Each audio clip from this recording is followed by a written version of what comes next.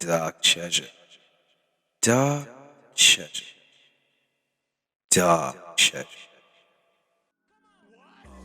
Left to right, shake that booty all night. Up, down, left to right, shake that booty all night. Up, down, left to right, shake that booty all night. Up, down, left to right, shake that booty all night. You and all your friends ain't got no plans. And now let's see. Lucid dreams or lake of voices. I should have looked and seen which one had the highest score. I'm going to try Lake of Voices. It's worth trying, right? Yes.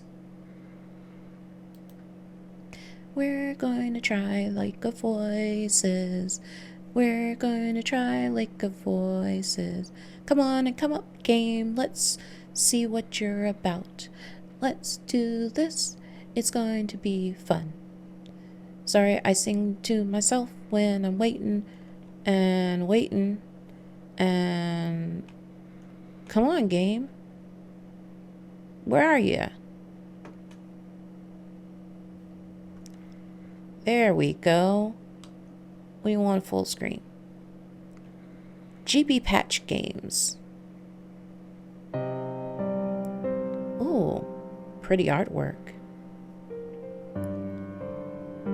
I think that we may need to turn down the volume a bit. Music volume is always so high on these games. Voice volume, we want to keep that. Text speed, yeah. Full screen where we are. Oops. What just happened? There we go.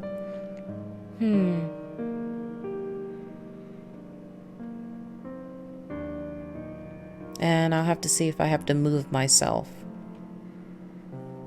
Okay.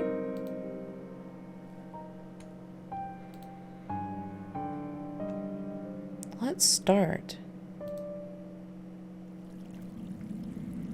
Choices.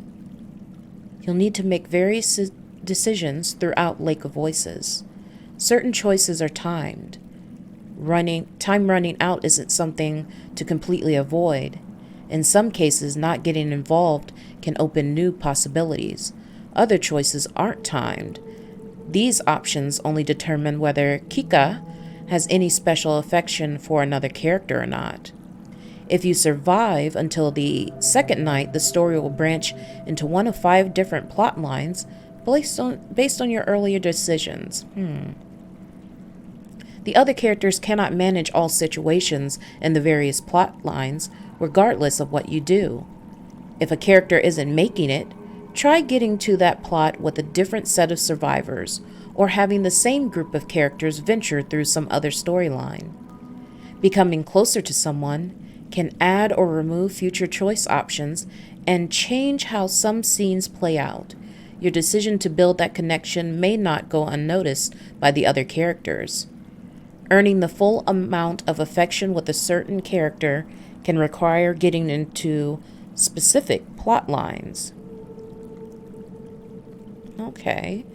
Page up key returns to previous text choice. T key opens full text history. Got it. My grip. Nope, hold on. So they're gonna have the words over here. You guys suck. You're making me move myself. Come on, mouse. Oops, sorry. No! What is going on? Game.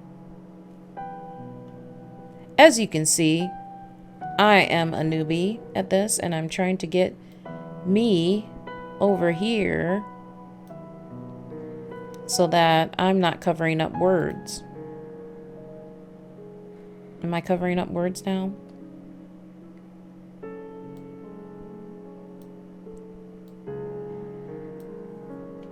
I'm covering up stuff. Sorry. Give me a moment. I apologize. And also, yeah. How is everyone doing? I'm doing fine this evening. I am having a very, very good day. Okay. And sorry, I just need to calibrate myself so that I am not looking out into the void. How does that look? Well, once the story comes back up. Okay. I think we are good. Stop doing that. Okay, so if I click out of that menu at all, I lose the whole screen. That is sucky. Okay. Come back, story. All right. My grip on my lantern tightens as the fog around us thickens.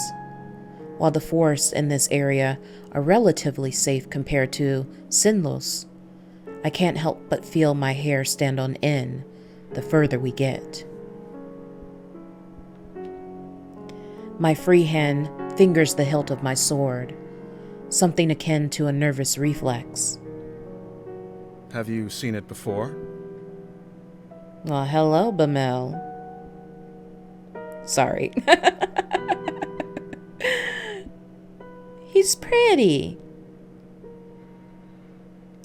Bamel breaks the silence, either sensing my unease or assuaging his own. I hope it's the latter. I mean, he'd be pretty if he was a white-haired anime guy, because Kakashi Hatake forever. Yeah. I haven't. I've had no reason to go near this cursed lake until now. Oh, my sweet baby What Jesus. of you? I apologize. I apparently have to move myself again. What the flippity flip-flop?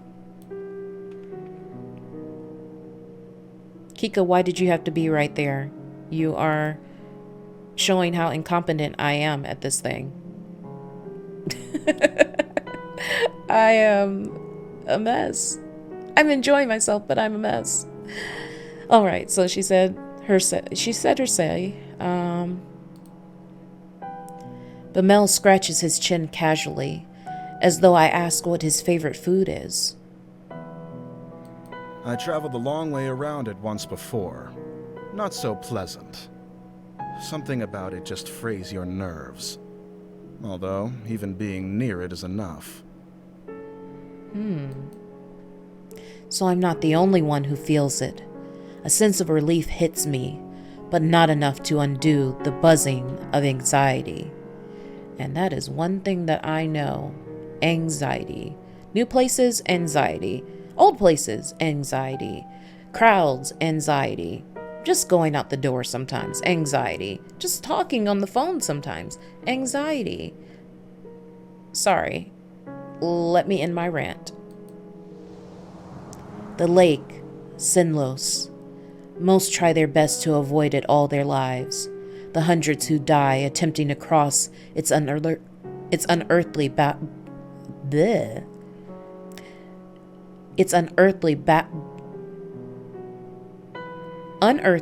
black water. I can say that. Dragged to death by the creatures lurking within aren't a secret. No wonder you were assigned this mission. There are a few who have had first-hand experience with this place, even if from a distance. He'll probably keep being picked whenever they need someone to cross, for however long he's with us. Bamel shrugs, bringing my attention back to the dark path before us. At least we're taking the bridge this time. It'll only take 2 days instead of double that, and the sooner this place is behind us, the better. It would be preferable not to risk it. But time is of the essence. We don't really have a choice. One of our allied villages, Hemmer, is being harassed by brigadiers, a band of ruffians. We don't have many guards to send as an assist, only Bamel and myself. The least we can do is arrive. What just happened? I didn't do it this time. I swear. It just did it itself. Why? Why are you doing this? I'm trying to read a story. Okay. The least we can do is arrive before we are too late to be of any use.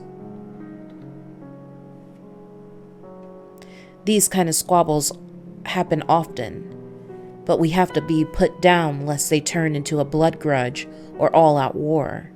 The last we heard, neither option was that far off. I can also see why they chose you to come out here. I glance at Bamel, an eyebrow raised. A slight smile plays across his lips. You're always so calm and so serious. Nothing can get to you. You're the best choice they had. A smile now tugs upon my own lips. I would like to thank him, but that wouldn't be so calm and serious as he just described. And if that's how he sees me, I'd like to keep it that way. My lack of reaction only makes his smile grow, and he chuckles a bit before refocusing on the path. I do the same. It wouldn't be right to let my guard down in a place like this. Bamel appears to feel differently, however. You know the town on the other side of the lake, though. It's not so similar to ours. If all goes well, perhaps we'll have enough time to enjoy the new area. For the most part, I ignore him, nodding when applicable.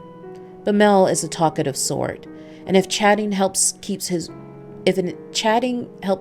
worries down and his sword hand ready, I have no complaints.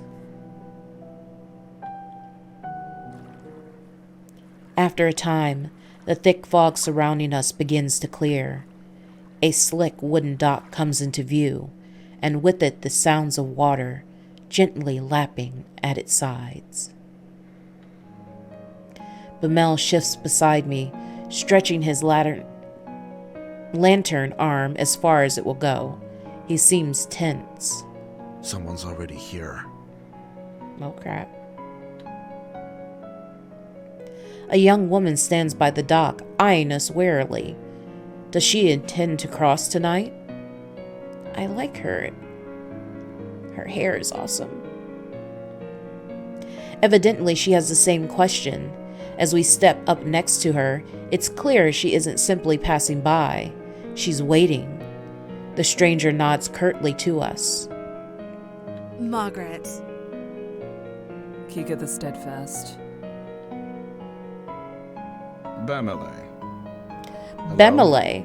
I was calling him Bamel. Bemele.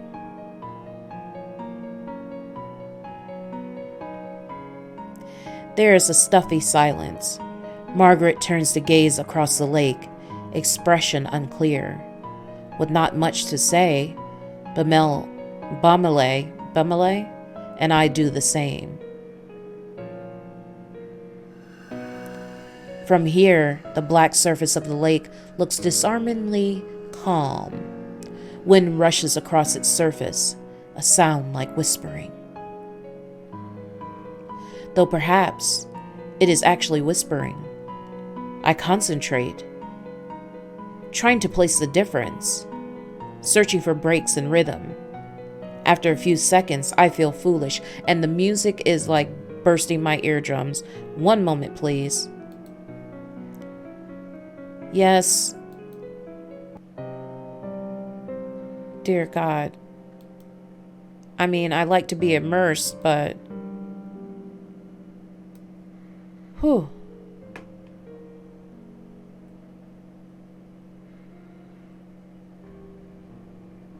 I didn't save. I didn't save. Sweet baby Jesus, please tell me I don't have to go back through. Return.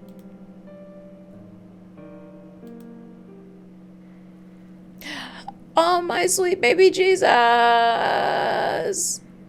Oh, my sweet baby Jesus.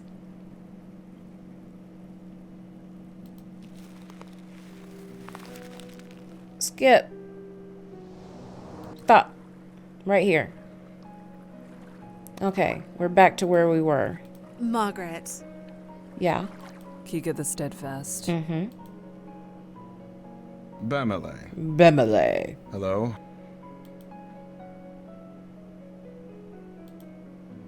There's a stuffy silence.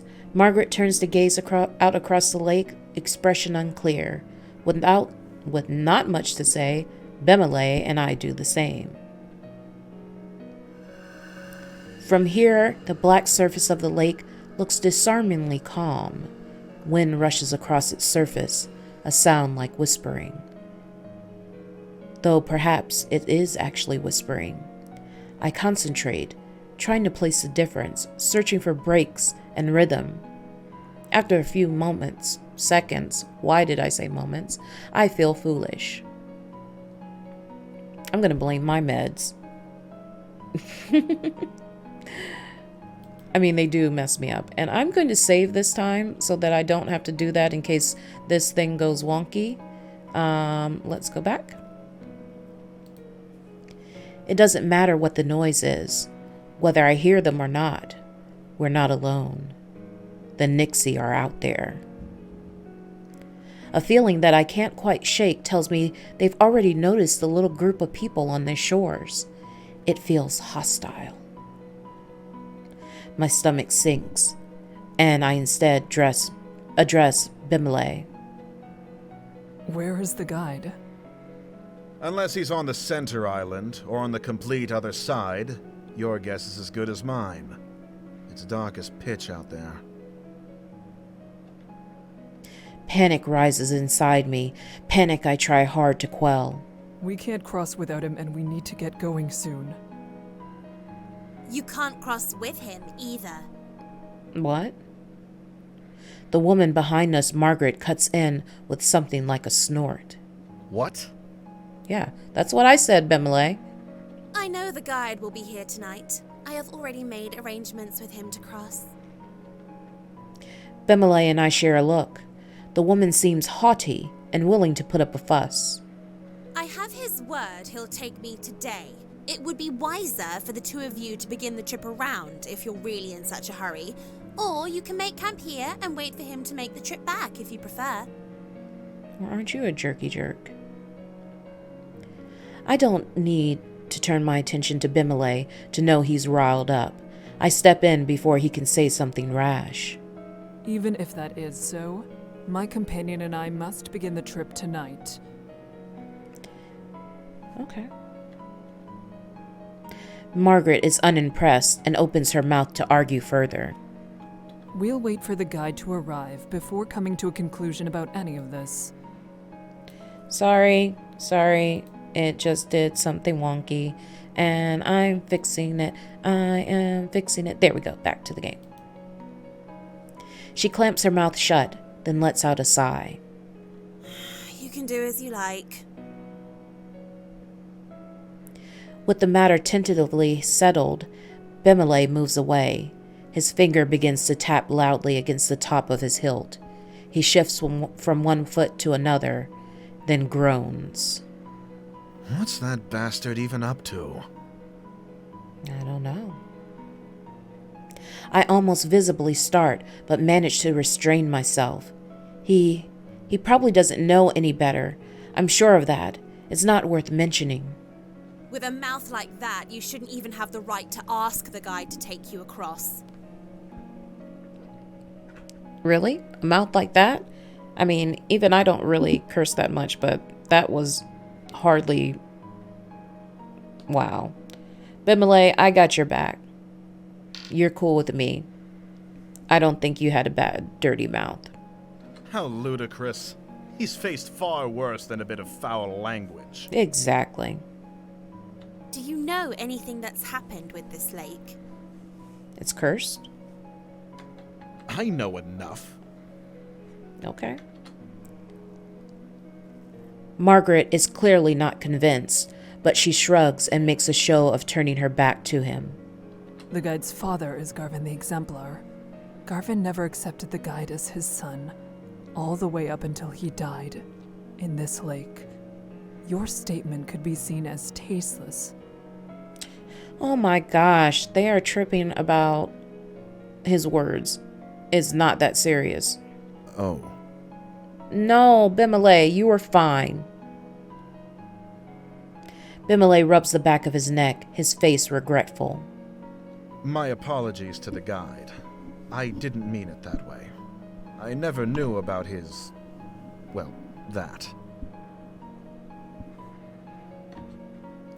A smile spreads across my face, one that I quickly wipe away. He really did just misspeak. Oops. We're just having trouble with this one. I did not have this much trouble with the other game. The silence slowly stretches between the three of us, growing more awkward with each passing second. Margaret seems irritated, Bamel abashed. Oh, I've got options. You're quite informed, Margaret. Whatever. Why do I gotta suck up to her? I'm sure you are forgiven, Bamele. Yes. Or say nothing. I know you. You are brash but not intentionally cruel. I'm sure all is well. Sorry, was vaping. Next scene. Bamele smiles and claps me on the back. You're a good woman, Kika. Smart, too. You've never been here, yet you knew more of the guy than I did. I know about Garvin, truthfully. Tales of his deeds were some of the only stories my parents ever told. Ah. Is that so? You could tell me more about it sometime. I pause, unsure how to respond to this type of request. Girl, he wants to talk to you. Talk to him. He's purty. I would like that very much. Oh, he's blushing. He's purty. Yes, I wouldn't mind that. It must wait until after this trip, though. Yes, Kika, you gotta do business first, and then you can have fun later. I'm all for it. Of course. We should drop this topic sooner rather than later, in any case. I agree. Even if there's no harm meant, hearing someone mention Garvin is probably difficult for the guide, no matter what the circumstance. With the topic dropped, we each remain locked inside our own thoughts, not another word passing between us. Eventually, a small light appears on the bridge ahead, gently swaying through the foggy air. It gets closer and closer, until it becomes apparent it's a figure carrying a lantern. The guide. That must be the guide, although I can't shake the ghostly aura it gives off. The figure steps onto the shore, but we wait for him to approach us instead of going to meet him. None of us are sure how close to the waters we can get before it is no longer safe. He stops in front of us and simply stares. Okay, you're a creep. Are you the guide of Sinlos? I pronounced it right, Sinlos. The man nods. He has a sharp face and weary eyes. He looks pompous to me. Well, that's grand. We would like an escort across the lake. Bamele motions to the two of us, and Margaret approaches, a strained smile on her face. Hello, it's good to see you again. I'm ready to cross, as we've agreed upon. The guide turns to face her as well, face remaining unchanged. It must not be a lie. He would have had to say something otherwise. She really does have preference to travel with him. That's a problem. Is there a way we can all begin the trip tonight? Yes, I will allow all three of you to go. But with that many, at least one will die before we reach the other side. I'm going to allow you to go, but one of you are going to die. Yeah. What? What are you saying? I furrow my brow. It's a disturbing addendum. Addendum. Excuse me. And one offered with little emotion attached. Bamele glares back, asking without asking what we're supposed to do with such circumstances. Well, I'm a hero, so I'm not gonna die. You should go around. Why? I want the shortcut. The sentence hangs in the air, the second half unspoken. If you want to live. Okay, Terminator. We don't Sarah have Connor. time for that. There are people counting on us for protection. Why does she need to go? True that. I mean, I understand that she set this all up and everything, but they're trying to save people's lives.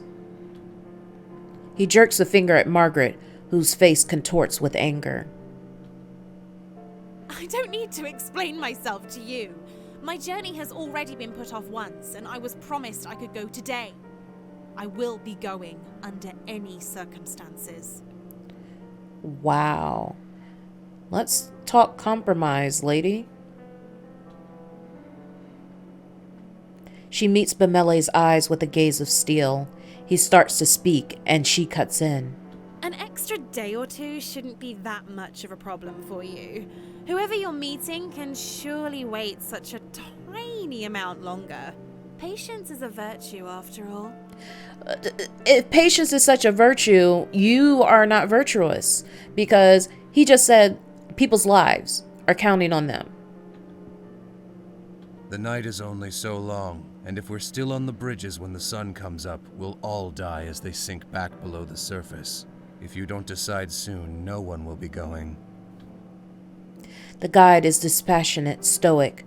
I would almost feel something's wrong with him if I didn't share the trait myself. Bemele pulls me to the side, jaw clenched tight. That woman isn't armed. His voice is low. He darts a glance at Margaret. We can easily get her to back off if we make this into an actual fight. Whoa. After all, we have to go tonight, yes? If one of us really is to die, it'll be her. Would staying be a worse fate than her death? I don't know. I stare at the dock, refusing to meet Bemele's eyes, and try to keep my voice level as possible. We don't know her situation. True. This isn't a decision we can make for her. True. I say all three of us go, and if she doesn't have weapons, oops, sorry to be her. That's harsh, but yeah. What? Bemele leans in closer, apparently having missed what I said. I remove the sympathy for her in my response when I speak again. The guide won't accept something like that, I assume. His face is grim. Then what else do you have in mind? First of all, you and I cannot split up. Either we both stay, or we both go. Right. That's not a question. I cross my arms, a hand on my chin. I have full confidence in my abilities and Bemele's, but there's no reason not to believe the guide knows exactly what he's talking about. If we go, he might not be able to give the group the attention we deserve. That would mean we would truly be putting Margaret's life at risk on top of our own. She's putting her life at risk. We gotta go. And I believe you. Bemele's reply is firm. My steadfastness seems almost weak in comparison to its certainty. He addresses the guide. We shouldn't waste more time. Let's shove off. Let's shove off. The guide slowly turns around without even a nod to show his agreement. Margaret stares at Bemele and me, something of a resolve in her gaze. Then she follows after the guide. Maybe she's like magic or something, and that's how she'll protect herself. And all three will survive. At least she didn't insist we stay behind. We should do what we can to protect her. It's our fault she's being put in even further danger. Exactly my thoughts. We will take care of everything. Maybe I'm being naive, but I have no intentions of letting anyone fall victim to this lake tonight. Those monsters can starve. I smile at him for a change, and Bemele eagerly smiles back. Okay, I like you, Bemele, but don't get all eager on me. We got a job to do. We're lucky to have each other in this, I think. He turns to follow the others across. I will protect everyone on this trip. I will. We will make it through this. Then I step onto the dock and join them. As soon as I step onto the wood, the temperature drops. The light of my lamp shines against the water's surface, as reflective as a mirror. Until we reach land again, death is only one small mistake away. We fall into line, with the guide leading the way. Margaret stays close to him, and I behind her, watching to make sure she doesn't slip on the slick, wet wood.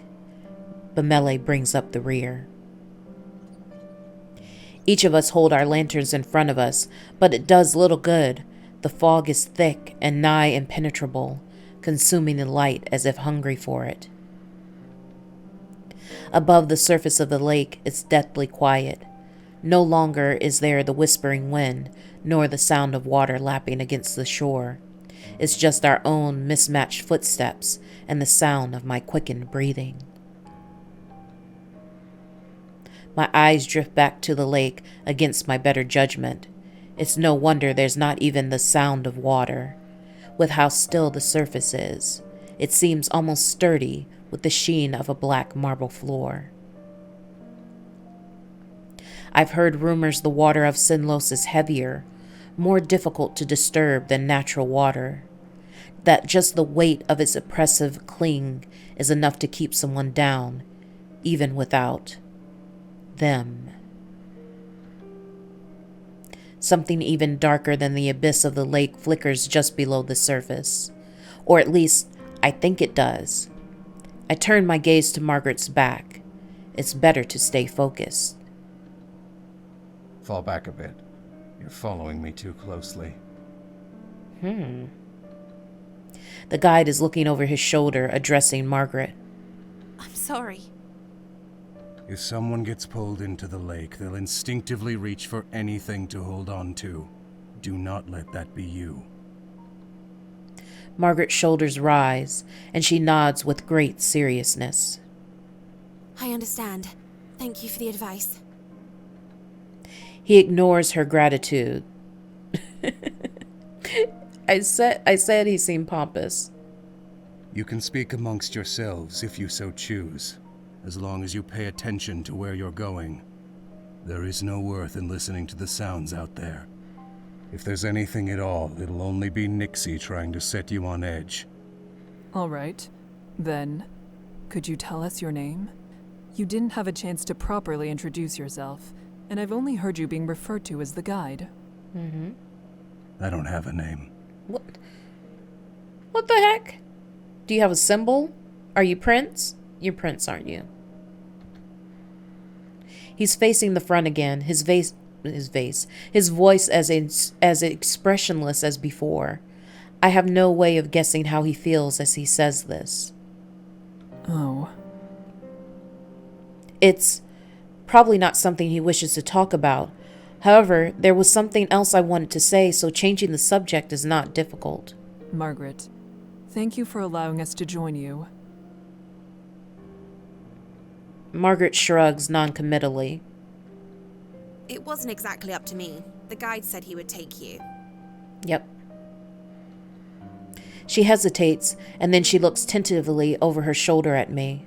But thank you for saying that. It's appreciated. Okay, I guess we can be a little nice. Bemele and I will do our best to be an asset on this trip, rather than a burden. That's nice. I'm not afraid to be out here, though. Still, at least with your training, you should be able to take care of yourselves. And what happens to you? It's comforting to know that everyone here is so confident in their abilities, not enough to forget how terrible it feels to be over this lake. I am not sure if that is fortunate or unfortunate. Believing yourself to be secure doesn't mean that you are. Oh, that's creepy. Okay, that's giving me chills. I gotta make sure my shoulders don't clench up. As the conversation lulls, a new sound breaks through. It's the whispering noise again. It's the chatter of inhuman voices, and this time coming from all around us. Taking care of yourself is exactly what you need to do. The guide is speaking again, except louder, as if to cover the Nixie's voices with his own. Work to survive at all costs, and hope that everyone around you has enough sense to do the same. That's the only way you'll make it to the other side. Margaret nods in response, but I hear a grunt from behind me. Groups tend to go further when they work together to achieve the same goal. Well, yeah. The guide doesn't say anything in response to Bamele's grumbling either. I'm not sure whether he didn't hear Bamele, or whether he just didn't feel the statements made thus far are worthy of addressing. I have a feeling it's the latter.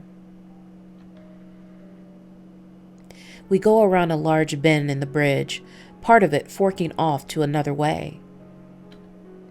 I wonder how the guide knows which one of these essentially identical paths is correct when something in the corner of my eye catches my attention. Nixie? I believe I saw something over there. You probably did, and it's probably evil. Keep walking. No need to worry. The guide's voice is calm and level. I decide against pressing the issue, not wanting to set everyone even more on edge. I'm on edge for you. You're about to get got. What did he say? Perhaps not wanting the conversation to be caught by the guide, he speaks softly, though I couldn't quite hear him because of it. Oh, holy crap. Ain't got no plans on baby dance tonight. You and all your friends ain't got no plans on baby dance tonight. You and all your friends ain't got no plans on baby dance tonight. You and all your friends ain't got no plans on baby